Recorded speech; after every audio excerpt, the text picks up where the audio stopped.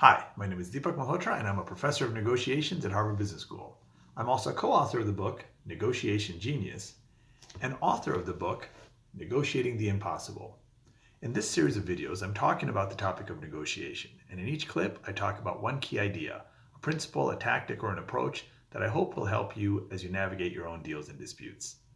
In this clip, I want to talk about something that I think all great negotiators really prioritize in their negotiations, and that is credibility.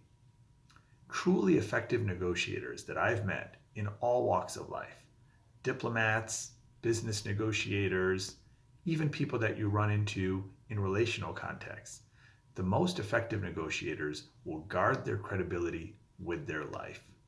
If they say they're going to do something, they follow through. If they don't think they're going to be able to do something, they don't make promises. Why is this so important? If you stick around long enough and you do some really interesting and big negotiations or engage in really important disputes that you're trying to resolve, if you stick around long enough, you're going to one day come to a negotiation where the only leverage you have in that deal, the only leverage you have in that dispute is your credibility. It's going to be the only reason the other side even sits down at the table to talk to you. It's going to be the only reason they're going to agree to take the risks you might be asking them to take.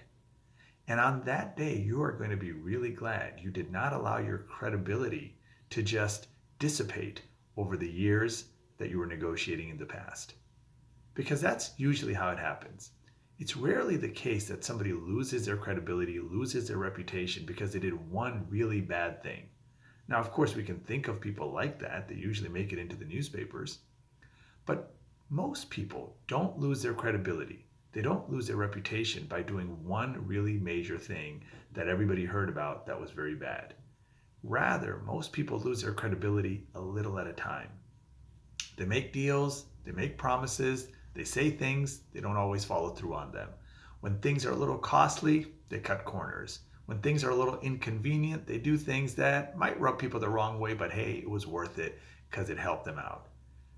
Now, that seems to make a lot of sense, day by day, minute by minute, deal by deal.